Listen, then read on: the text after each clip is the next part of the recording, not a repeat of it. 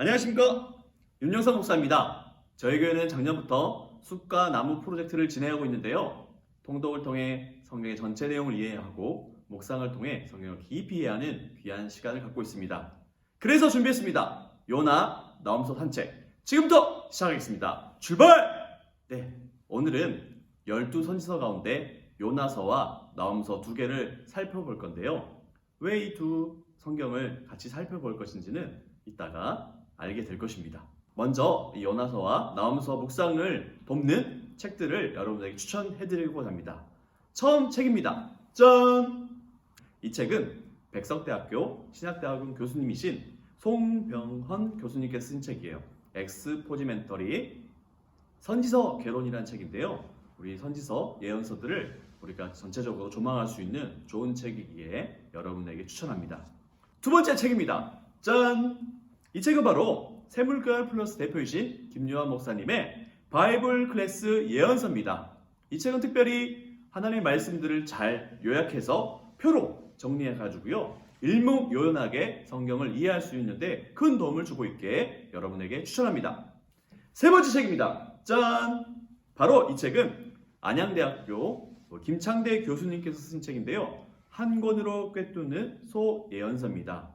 제목 그대로 12소 예언서를 이해하는데 정말 큰 도움을 주는 책이기에 여러분에게 추천합니다. 네 번째 책입니다. 짠! 이 책은 특별히 요나서를 묵상하는 데 도움이 되는 책인데요. WBC 호세아에서 요나서까지 살펴볼 수 있는 주석입니다. 이 책은 고든 코넬 신학교의 더글라스 스튜어트 교수님이 쓰신 책인데요. 요나서를 깊이 묵상하는데 도움이 되기에 여러분에게 추천합니다. 마지막 다섯 번째 책입니다. 짠! 이 책은 바로 고려신학대학원 기동현 교수님께서 쓰신 소선지서 두 번째 책입니다. 이 책은 미가서에서 말라기까지의 말씀을 우리에게 잘 설명해 주는데요. 이 가운데 나홈서를 묵상하는데 정말 큰 도움을 줄 수 있는 책이 여러분을 추천합니다. 특별히 소예언서 같은 경우는요. 주석을 찾기가 쉽지가 않아요. 그런데 오늘 저희가 추천해드린 주석을 보시면 많은 도움이 되실 것입니다. 자, 이제 요나서 산책 본격적으로 시작할 텐데요. 첫 번째는 바로 저자입니다. 전통적으로 이 요나서는 요나를 저자로 인정하고 있습니다. 이 요나의 이름의 뜻은 비둘기라고 하는데요. 요나는 요나서 1장 1절에서 아미떼의 아들로 설계되고 있습니다. 그리고 이 아미떼의 아들 요나와 동일한 인물이 열왕기하 14장 25절에 등장하는데요. 제가 한번 읽어드릴게요. 이스라엘의 하나님 여호와께서 그의 종 가드 헤벨 아미떼의 아들 선지자 요나를 통하여 하신 말씀과 같이 여로보암이 이스라엘 영토를 회복하되 하맛 어기에서부터 아라바 바다까지 하였으니. 요나는 북이스라엘의 왕 요아스의 아들 여로보암이 주전 8세기 전반에 이스라엘 영토를 회복할 것, 그리고 시리아에 속했던 하맛 어기에서부터 아라바 바다까지 통치하게 될 것을 예언했다라고 지금 열왕기하 말씀을 우리에게 말씀해 주고 있습니다. 그런데 이 말씀은 이 요나 선지자가 가드 헤벨 출신이라는 것 외에는 이 선지자에 대한 정보를 우리에게 주지 않고 있습니다. 많은 학자들은 이 가드 헤벨이 갈릴리에 속해 있는 세포리스에서 동쪽으로 약 4km 떨어진 지역이라고 말하고 있습니다. 그래서 우리는 이 요나 선지자가 어떤 사람인지의 구체적인 정보를 가지지 못하는데요. 요나 선지자는 그동안 우리가 구약에서 접했던 다른 선지자하고는 아주 다른 성향을 가진 사람입니다. 일반적으로 선지자는 하나님의 말씀을 받고 그 말씀을 선포함으로써 죄인들이 하나님께 돌아오도록 하는 역할을 하는 사람입니다. 그런데 요나는요, 니느웨에 가서 말씀을 전하라는 하나님 말씀을 거역했죠. 그리고 요나에게는 이 죄인들을 불쌍히 여기는 긍휼의 마음이 전혀 없었습니다. 그리고 그가 선포했던 하나님 말씀은 고작 한마디였어요. 40일이 지나면 니느웨가 무너진다. 더 나아가 요나는요, 그러므로 심판을 피하기 위하여 회개하라는 하나님의 말씀도 전하지 않았습니다. 요나가 이 사실에 대해 침묵한 것은 요나가 니느웨 사람들의 회개를 원하지 않았기 때문이죠. 오히려 요나는 하나님께서 니느웨 사람들을 용서하자 하나님께 분을 냈습니다. 두 번째, 이 요나서의 기록 시기입니다. 요나는 주전 8세기 전반부에 사역했습니다. 이 요나서의 배경이 되는 이 아수르 제국에 대한 사전적인 이해가 좀 필요한데요. 아수르는 이 요나서가 기록될 당시에 심각한 어려움을 겪고 있었습니다. 아수르는 아다드 니라리 왕이 죽은 다음에 이 성경에서 나온 디글랏 빌레셀 왕이 이제 왕권을 잡을 때까지 매우 혼란한 시기를 겪고 있었습니다. 기원전 765년에서 759년에는 이 아수르의 큰 기근이 있었고요. 또한 기원전 763년에서 760년까지 그리고 746년에는 이 아수르 제국에 내부적인 반란이 있었다고 합니다. 그래서 이 모든 일이 이 아수르 왕들의 권력을 매우 쇠약하게 만들었죠. 학자들은 이러한 정황 때문에 요나서가 이 아수르의 왕이라는 호칭보다는 니느웨의 왕이라는 표현을 사용했을 것이다 라고 말합니다. 또한 아수르의 기록에 의하면 아술단 왕 때인 주전 763년에 니느웨 지역에 일식이 있었다고 합니다. 일식. 일부 학자들은 일식이나 월식이 있을 때 이것을 당시 사람들은 신들의 경고라고 받아들였대요. 그래서 아마도 요나가 이 일식 직후에 니느웨에 가서 하나님의 말씀을 전한 것이 아닌가 생각합니다. 왜냐하면 요나는 딱 한마디밖에 전하지 않았어요. 40일이 지나면 니느웨가 무너진다. 그리고 요나는 이 3일기 걸리는 큰 니느웨 성에서 고작 하루만 하나님의 말씀을 그것도 대충 전했거든요. 그런데 어떻게 그 니느웨 사람들이 왕에서부터 온 가축에 이르기까지 다 회개할 수 있었는가? 아마도 학자들은 이 일식이 있고 나서 신에 대한 두려움을 가지고 있는 상황에서 요나가 하나님의 말씀을 전했기 때문에 그 사람들이 회개하고 돌아오지 않았을까라고 얘기하는 것이죠. 세 번째입니다. 기록 목적입니다. 요나서는요, 하나님께서 택하신 이스라엘 민족뿐만 아니라 이방 민족들까지도 차별 없이 구원하시기를 기뻐하시는 온 우주의 하나님이라는 사실을 우리에게 가르쳐주기 위해서 이것을 우리에게 기록했다라고 볼 수 있는 것이죠. 네 번째, 요나서의 구조입니다. 요나서의 구조는 크게 두 개로 나눌 수 있습니다. 먼저 전반부인 1장에서 2장은 요나의 첫 번째 소명이죠. 첫 번째 소명은 실패한 것처럼 보입니다. 그리고 요나서 3장 4절은 다시 하나님께서 그를 니느웨로 보내면서 하나님의 그 사명을 감당하게 하신 것들을 우리가 알 수 있죠. 그래서 1장은 요나의 불순종, 그리고 하나님께 불순종한 요나가 큰 물고기 뱃속에서 하나님께 기도한 장면이 바로 요나서 2장이죠. 그리고 요나서 3장은요, 그 요나의 선포, 그리고 그에 따른 니느웨 회개 장면이고요. 마지막 4장은 회개한 니느웨를 보면서 불평하는 요나와 그에 따른 하나님의 말씀이 바로 전체적인 요나서의 내용이라고 말할 수 있습니다. 다섯 번째, 요나서의 문학적 특징인데요. 이 요나서의 형태가 평행적 구조를 지니고 있다라는 것이 대부분 학자들의 의견입니다. 그리고 이 요나서의 구조와 진행이 매우 예술적이고요. 그리고 처음부터 끝까지 이 수사학의 극치를 보여주고 있다라고 하는 학자들도 있습니다. 그렇다면 이 요나서의 구조를 한번 살펴볼 텐데요. 먼저 첫 번째는 요나서의 평행 구조입니다. 1장과 3장은 이 극명한 평행의 구조를 우리에게 보여주고 있습니다. 대표적인 것들만 몇 개 살펴볼 텐데요. 먼저 1장 1절에서는 여호와의 말씀이 요나에게 임했다라고 말합니다. 그리고 3장 1절에서는 여호와의 말씀이 요나에게 임했다라고 하죠. 그리고 1장 2절에서 하나님께서 일어나가서 외치라라고 소명을 주시고요. 또한 3장 2절에서 일어나가서 외치라는 소명이 반복되고 있습니다. 그리고 1장 3절에서는 그 하나님의 그 사명을 거절해서 일어나서 다시스로 간 요나의 장면이 나오고요. 이제 3장 3절에서는 하나님께서 일어나 니느웨로 가라고 명령하십니다. 그리고 1장 그리고 5절에서는 그 임박한 재앙에 대한 그 선원들의 반응이 나온다면 3장 5절에서는 임박한 재앙에 대한 니느웨 사람들의 반응이 나옵니다. 그리고 1장 6절에서는요, 그 선장이 하나님께 기도하라고 명령하고 있고요. 3장 6절에서 8절은 그 니느웨 왕이 하나님께 기도하라고 명령합니다. 그리고 1장 14절에서는 멸망시키지 말라는 기도의 내용이 나오고요. 2장 9절에서는 똑같이 멸망시키지 말라고 하는 기도의 내용이 나옵니다. 마지막으로 1장 15절은요, 그 기도로 말미암아 폭풍이 잠잠해지고요. 3장 10절에서는 하나님의 진노를 거두시는 장면이 나옵니다. 이렇게 1장과 3장은 극명한 평행을 이루고 있는 것이죠. 또한 2장과 4장도 그 내용이 평행을 이루는데요. 2장에는 요나가 구출되는 장면이 나오고요. 4장에는 요나가 화를 내는 장면이 나옵니다. 그리고 2장에서는 요나의 기도가 나오고요. 4장에서도 요나의 기도가 나옵니다. 그리고 2장에서는 그 기도에 대한 하나님의 응답이 나오고 4장에서도 하나님의 기도에 대한 응답이 나오는 것이죠. 이렇듯 요나서에서는 극명한 평행 구조를 우리가 알 수 있죠. 두 번째는 요나서의 아이러니, 요나서의 역설인데요. 요나는요, 하나님을 두려워하지 않지요. 그런데 1장에 보니까 그 선원들이 하나님을 두려워합니다. 그리고 요나는 1장에서 큰 위기 앞에서 깊이 잠이 들어 있는데 오히려 역설적으로 선원들은 큰 위기 앞에서 막 기도를 하죠. 그리고 이 요나는 바다의 제물로 던져지죠. 그리고 그 요나를 제물로 희생 제사를 오히려 선원들이 집전하고 있습니다. 그리고 3장을 보시면 요나가 하나님께 불평하고 있는데요.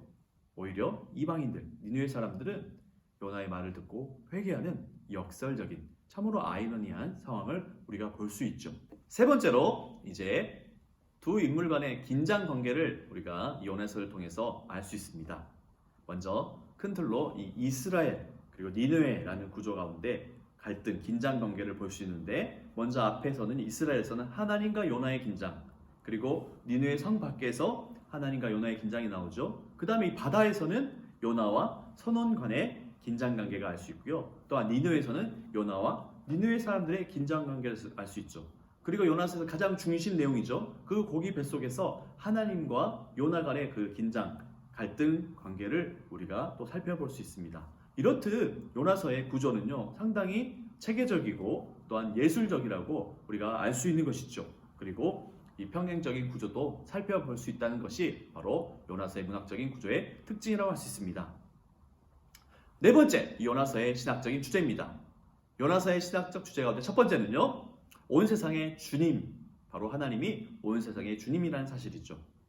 요나서가 가장 우리 가운데 역점을 두고 있는 내용이 뭐냐? 바로 하나님이 누구신가? 라는 내용입니다. 이스라엘 사람들은 자신들만이 하나님의 선택을 받았다는 선민 사상을 가지고 있었죠. 그래서 이스라엘 민족이 아닌 다른 모든 민족은 하나님의 심판을 받아 마땅한 민족이라는 잘못된 생각을 가지고 있었습니다. 그래서 하나님은 이 요나서를 통해서 우리에게 무엇을 말씀해 주십니까? 하나님은 이스라엘 민족뿐만 아니라 모든 민족의 하나님이시다. 그리고 하나님은 이스라엘 민족뿐만 아니라 모든 민족이 구원을 받기를 원하시는 분이라는 사실을 우리 가운데 말씀해 줍니다. 그래서 요나서 통해서 우리가 무엇을 알 수 있나요? 하나님이 바로 직접 선교하시는 하나님이시다라는 사실을 우리가 알 수 있는 것이죠. 두 번째, 요나서의 신학적 주제는 아브라함 언약의 성취입니다. 우리가 잘 알다시피 창세기 12장 1절과 3절에서는 하나님께서 아브라함에게 주신 그 언약의 내용이 담겨져 있죠. 너는 너의 고향과 친척과 아비의 집을 떠나 내가 내게 보여줄 땅으로 가라. 내가 너로 큰 민족을 이루고 내게 복을 주어 내 이름을 창대하게 하리니 너는 복이 될지라. 너를 축복한 자에게는 내가 복을 내리고 너를 저주한 자에게는 내가 저주하리니 땅의 모든 족속이 너로 말미암아 복을 얻을 것이라 하신지라. 그리고 하나님께서는 이 복이, 아브라함을 택하신 복이 이제는 이스라엘 민족을 통해서 온 민족에게 흘러가기를 원하셨죠. 그래서 출애굽기 19장에 보시면 이런 내용이 나오죠. 너희는 내게 대하여 제사장 나라가 되며 라고 말하고 있습니다. 이 제사장인 나라가 무엇입니까? 바로 하나님의 복을 이스라엘 민족들이 먼저 누리고 그 복을 다른 이방 민족에게 흘려보냄으로써 이방 민족들이 하나님께 돌아온 역할을 바로 이스라엘 민족들이 하기를 원하셨죠. 하지만 이스라엘 민족들은 선민 사상에 빠져서 이 하나님의 사명을 제대로 감당하지 못한 것입니다. 우리가 살펴본 이 요나 또한 실패한 이스라엘의 표본과 같은 인물이죠. 하나님은 여전히 이스라엘을 통해 온 세상이 구원의 복을 누리기를 원하십니다. 세 번째 신학적인 주제는 바로 하나님과 요나의 갈등입니다. 요나서의 저변에는 하나님과 요나 사이에 갈등과 대결이 자리하고 있어요. 그리고 이 두 대결 가운데 긴장 관계가 계속해서 유지되고 있죠. 요나는 하나님의 사명을 거절하고 니느웨가 아닌 다시스로 가는 배를 탑니다. 그 이유는 이 아수르가 이스라엘의 원수였기 때문이죠. 요나는 바다에 던져졌고요. 또한 큰 물고기가 그를 삼킵니다. 그리고 그는 밤낮 3일을 물고기 뱃속에 있었죠. 요나는 그 물고기 뱃속에서 기도를 드립니다. 하지만 여기서 드리는 요나의 기도는 자신의 불순종을 회개하는 기도라기보다는 하나님께서 자신을 구원해 주신다면 하나님께 선을 갚을 수 있다는 그러한 기도였습니다. 요나는 니느웨 사람들이 자신의 선포를 듣고 악에서 돌이키는 대신 계속 악을 저지르다가 하나님께 심판을 받기 원했죠. 그러나 그의 바람과 다르게 하나님은 니느웨 사람들을 회개케 하시고 그리고 그들을 용서해 주십니다. 이러한 장면을 본 요나는 하나님께 불만을 표출합니다. 그가 만약 물고기 뱃속에서 진정한 회개의 기도를 드렸다면 자신을 용서하신 하나님의 사랑을 깨달아 그 이방 민족인 니느웨 민족들이 회개했을 때 하나님의 심정을 가지고 덩달아 기뻐했어야 될 것입니다. 하지만 그는 니느웨 사람들이 회개했을 때 기뻐하지 않고 오히려 하나님께 분노한 것이죠. 이것이 바로 요나의 수준이자 당시 이스라엘 백성들이 가지고 있었던 생각을 우리에게 잘 드러내 보입니다. 요나서는 이 요나의 행동이 악한 것임을 폭로하기 위해서 정교한 문학 기법을 통해서 우리에게 그 요나의 제약됨을 보여줘요. 예를 들어 요나서 1장 2절에는 이런 말씀이 나오죠. 너는 일어나 저 큰 성읍 니느웨로 가서 그것을 향하여 외치라. 그 악독이 내 앞에 상달되었음이니라. 여기서 악독이라고 번역된 말이 히브리어로 라여라하. 라라는 말이 계속적으로 반복됩니다. 예를 들어서 또 요나서 3장 8절에 이런 말씀이 나와요. 사람이든지 짐승이든지 다 굵은 베옷을 입을 것이요 힘써 하나님께 부르실 것이며 각기 악한 길과 손으로 행한 강포에서 떠날 것이라. 여기서 악한 길에서 악한도 라하라는 히브리어를 썼어요. 니느웨는 이 요나의 선포를 듣고 이 라하, 악에서 돌이키죠. 그리고 요나서 3장 10절에는 하나님이 그들이 행한 것, 곧 그 악한 길에서 돌이켜 떠난 것을 보시고 하나님이 뜻을 돌이키사 그들에게 내리라고 말씀하신 재앙을 내리지 아니하셨다라고 말합니다. 여기서도 악한 길에서 돌이켰다 할 때도 라하라는 말을 씁니다. 그런데 이제 이게 중요한 말씀이 나옵니다. 요나서 4장 1절을 보니까 요나는 회개하고 니느웨가 회개하고 하나님께 그들을 용서하는 장면을 보니까 요나가 매우 싫어하고 성냈다라고 기록하고 있어요. 그런데 이것을 직역하면요 이런 말입니다. 그것이 요나에게 큰 악이 되었다. 히브리어를 보니까 라 그돌라라는 말을 쓰고 있어요. 여기서 라는 악이고요. 그돌라는 great 영어로 큰이란 뜻이죠. 그러니까 지금 자신을 스스로 의롭다 여겼던 이스라엘 대표급 같은 그런 요나 선지자는 오히려 니느웨가 악이 아니라 자기 자신이 거대한 악이 되었다라고 지금 성경은 말하고 있어요. 그래서 요나서는 요나의 행동이 악한 것임을 우리에게 철저하게 폭로하고 있는 것입니다. 다섯 번째, 그렇다면 우리가 오늘 요나서와 나훔서를 함께 살펴보는데요. 거기에는 중요한 이유가 있다는 것이죠. 나훔서와의 관계를 한번 살펴보겠습니다. 이 성경, 히브리 성경을 최초로 헬라어로 번역한 성경을 가리켜서 70인역이라고 그러는데요. 이 70인역은 오늘 우리가 살펴보는 성경 순서와 다르게 요나서 뒤에 바로 나훔서를 기록하고 있어요. 나훔서는 이스라엘과 유다가 행한 죄 때문에 하나님의 심판을 받아 멸망하는 니느웨에 대한 말씀입니다. 나훔서와 요나서는 그 메시지 속에서 동시에 니느웨라는 나라를 특별히 아수르를 지금 언급하고 있다는 공통점을 가지고 있는 것이죠. 그래서 우리는 요나서와 나훔서를 함께 묵상하는 것입니다. 이 순서에 의하면 니느웨가 하나님 앞에서 신실하고 회개하는 하나님의 은혜의 대상이 요나서에는 됐지만 우리가 조금 이따 살펴볼 나훔서에서는 그들은 결국 이후에 회개하지 않아서 하나님의 심판을 받아 완전히 멸망하게 되는 장면들을 우리가 보게 될 것입니다. 그리고 여섯 번째, 이 신약으로의 접근인데요. 요나의 물고기 체험, 밤낮 3일을 물고기 뱃속에 있었던 이 체험은 예수님께서 마태복음 12장에서 이 사건을 언급하심으로써 요나의 물고기 체험이 바로 장차 그리스도의 죽음 그리고 부활을 예표하는 듯한 사실을 우리에게 말씀해 주신 것이죠. 그리고 예수님께서는 자신이 이스라엘뿐 아니라 모든 민족을 구원하기 오셨다는 사실을 누가복음에서 여러 차례 우리에게 말씀합니다. 마지막 일곱 번째, 요나서의 신앙적 교훈입니다. 당시 이스라엘과 아수르의 역사적 관계를 우리가 안다면 이 요나의 불순종을 만약 비난할 수는 없을 것이에요. 우리가 심지어 원수까지도 용서하고 그들에게 복음을 전하는 것은 우리가 그 원수들보다 더 의로워서가 아니라 우리가 조건 없는 용서와 그 사랑을 먼저 받았기 때문인 것이죠. 우리가 하나님의 그 사랑을 안다면, 그 하나님의 용서를 안다면 이 세상을 향해서 하나님의 그 사랑과 은혜의 복음을 마땅히 전해야 한다는 것이 바로 우리가 이 요나서를 통해서 얻을 수 있는 가장 중요한 교훈이자 실천 사항이 아닐까 싶습니다. 자, 이제부터 나훔서 산책을 시작하고자 합니다. 여러분, 혹시 나훔서를 읽어보시거나 이 나훔에 대해서 들어본 적이 있으시나요?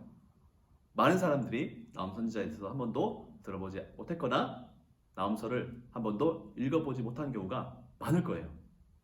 이 나훔서는요, 이 하나님의 분노, 하나님의 심판의 메시지가 대부분 기록되어 있기 때문에 많은 사람들이 이 나훔서를 별로 그닥 좋아하지 않아요. 이 나훔서에는요, 이 아수르의 수도 니느웨가 멸망할 것을 예언한 내용들만 가득 들어있기 때문이죠. 첫 번째, 이 나훔서의 저자는 누구일까요? 전통적으로 예언자 나훔을 저자로 인정합니다. 이 나훔의 뜻은 위로라는 뜻이 위로. 나훔서는 이 나훔의 고향이 바로 엘고스였다라는 사실 외에는 이 나훔 선지자에 대한 정보를 우리에게 주지 않고 있습니다. 어떤 학자는 나훔서 1장 15절에 남왕국 유다에 기쁜 소식이 있을 것이라는 이 나훔의 예언 내용을 통해서 아마도 이 나훔 선지자가 남유다 출신의 선지자가 아니었을까라고 말합니다. 두 번째, 이 나훔서의 기록 시기인데요. 많은 학자들은 이 나훔서가 기원전 663년에서 612년 사이에 기록됐다라고 추정합니다. 이것에 대한 근거는 뭐냐면 첫 번째, 나훔서 3장 8절 10절은요 우리에게 중요한 사실을 알려줍니다. 그것은 이 아슈르 바니팔 왕이 애굽을 침공해서 그 애굽의 수도, 당시 수도였던 노아몬, 오늘날로 하면 테베 지역인데요, 노아몬을 정복한 사건을 소개해요. 그런데 이 아수르가 애굽의 수도 그 노아몬을 정복한 때는 바로 기원전 663년입니다. 그래서 두 번째 기록 시기를 알 수 있는 근거는 나훔서는 이 아수르의 수도 니느웨의 멸망을 예언한 책입니다. 그런데 우리가 알다시피 니느웨는요 기원전 612년에 메대 바벨론 연합군에 의해서 함락됩니다. 그래서 이 두 가지 중요한 사실을 통해서 우리가 알 수 있는 게 무엇입니까? 바로 이 나훔서가 주전 663년 그리고 612년 사이에 기록되었다는 사실을 우리가 알 수 있는 것이죠. 세 번째, 나훔서의 기록 목적입니다. 오랫동안 하나님의 백성들은 이 아수르에게 많은 공격과 어려움을 당했어요. 그래서 이 아수르에 대한 하나님의 심판을 선언하심으로써 이스라엘 가운데 하나님의 공의가 실현되고 또한 이 사실을 통해 하나님의 백성들이 나훔, 즉 위로를 받게 하기 위해서 이 나훔서를 기록했죠. 네 번째, 이 나훔서의 구조입니다. 이 나훔서는 총 3장으로 기록되어 있습니다. 그래서 1장은 하나님의 분노, 그리고 2장은 하나님의 심판, 그리고 세 번째는 니느웨의 멸망이라는 이 3개의 구조로 되어 있다는 사실을 우리가 알 수 있죠. 다섯 번째, 바로 이 나훔서의 표제입니다. 이 나훔서의 표제는 다른 선지서와 다르게 독특한 특징이 있는데요. 나훔서 1장 1절에 보면 나훔은요 자신이 남긴 문서를 묵시책이라고 부릅니다. 묵시책. 묵시는 이 책에 기록된 내용이 바로 하나님에게부터 주어진 말씀이라는 사실을 우리에게 가르쳐주죠. 그런데 독특한 표현이 바로 책이라는 표현, 책. 대부분 선지서는요 하나님께서 먼저 그에게 예언의 말씀을 줍니다. 그리고 시간이 지나서 그 예언의 말씀을 기록하게 되죠. 그런데 이 나훔서는 먼저 하나님의 말씀을 전달받고 전하는 방식이 아니라 책으로 기록되고 그 기록된 책을 전달했다라는 것을 우리가 알 수 있죠. 이것이 바로 이 나훔서의 독특한 면이다라는 사실입니다. 그리고 여섯 번째인데요. 우리가 아까도 살펴봤다시피 이 요나서와의 관계입니다. 나훔서가 이 니느웨를 중심 주제로 다루고 있다는 것은 아까 우리가 살펴봤던 요나서와 동일한 것이죠. 요나서는 하나님의 자비, 하나님의 사랑, 하나님의 인애에 초점을 맞추고 있다면 이 나훔서는요 하나님의 공의와 하나님의 심판과 하나님의 분노하심을 강조하고 있습니다. 이 니느웨 사람들은 이 요나와 그리고 이 나훔, 이 두 선지자의 전한 말씀에 대해서 각기 다른 반응을 펼치죠. 요나서에서는 그 요나가 개떡같이 전했는데 찰떡같이 알아듣고 회개하는 일이 있었죠. 그런데 이 나훔서는요, 결국 이 나훔의 예언의 말씀, 회개하라는 말씀을 듣지 않고 결국 메대 바벨론 연합에 의해서 니느웨는 멸망하게 됩니다. 7번째, 나훔의 신학적 주제입니다. 첫 번째 나훔의 신학적 주제는 바로 하나님의 주권입니다. 하나님의 주권. 이 나훔 선지자는 아수르의 가진 간섭과 속박 속에서 살아가던 그 하나님의 백성들에게 하나님의 주권을 상기시켜줘요. 지난 100년 동안 이스라엘 백성들은 계속해서 지속적으로 이 아수르의 어떤 폭행과 만행에 염증을 느끼고 있었고요. 그리고 패배와 절망 가운데 살고 있었어요. 그런데 하나님은 나훔을 통해서 이 모든 역사의 배후에 역사의 주인이 바로 하나님이시다. 그 하나님이 바로 주권자시다는 사실을 말씀해 주는 것이죠. 두 번째 나훔서의 신학적 주제는 하나님의 심판입니다. 하나님의 심판. 하나님은 때로는 이스라엘 백성들을 다시 하나님께로 돌아오게 하기 위해서 이웃 나라들을 사용해서 그들을 회개하게 만드세요. 나훔 시대에 그 이스라엘 백성들 눈에 비쳤던 그 아수르의 제국은 그때 아수르의 제국의 위용은 어마어마했을 것이에요. 하지만 하나님께서는 그 아수르의 제약을 그냥 묵과하시지 않았습니다. 세상의 모든 제국은 결국 하나님께 쓰임받는 도구일 뿐이죠. 나훔은 그 아수르가 하나님을 거부하고 온갖 제약을 저지름으로써 스스로 멸망의 길을 걷고 있다는 사실을 보여주죠. 결국 시간과 장소를 초월하여 언제 어디서든지 그 하나님께 택한 백성들을 핍박하는 악한 세력은 결국 망하게 될 것이다. 하나님은 그들의 행한 행위대로 그들을 심판하시고 그들을 처단하실 공의로우신 하나님이시다는 사실을 우리에게 알려주죠. 마찬가지로 우리 구주 예수께서 다시 오실 때는 심판주로 이 땅에 오셔서 이 땅의 모든 악한 자들을 그들의 행한 행위대로 심판하실 것임을 우리는 기억해야 될 것입니다. 세 번째, 이 나훔서의 신학적 주제는 하나님의 위로입니다. 위로. 우리가 아까 살펴봤다시피 나훔의 이름의 뜻이 무엇이라고 했죠? 위로요. 맞습니다. 네, 좋습니다. 우리의 상황과 형편이 힘들 때마다 우리 시선은 어디로 향해야 된다고요? 위로. 우리의 시선을 위로 향할 때에 하나님의 위로를 경험할 수 있게 되는 것이죠. 우리 삶에 이 이스라엘 백성들과 같이 압제와 핍박을 당할지라도 결국 하나님께서는 모든 것을 회복시킬 것이라는 그 사실을 기억하심으로써 하나님의 위로를 받는 우리 성도님 다 되시기를 주님의 이름으로 축복합니다. 네, 이것으로 요나서와 나훔서 산책을 마치고자 합니다. 하나님께서 우리를 부르셔서 하나님의 복음을 전하는 축복의 통로로 사용하고자 하십니다. 우리를 통해서 하나님 나라 확장되기를 소원합니다. 그리고 여러분, 아무리 힘들고 어려운 일이 있을지라도 하나님께서 모든 것을 회복시킬 거라는 믿음 가지고 하늘의 위로를 경험하면서 하루하루를 말씀 안에 은혜 안에 살아가시는 여러분들 다 되시기를 주님의 이름으로 축복합니다. 감사합니다.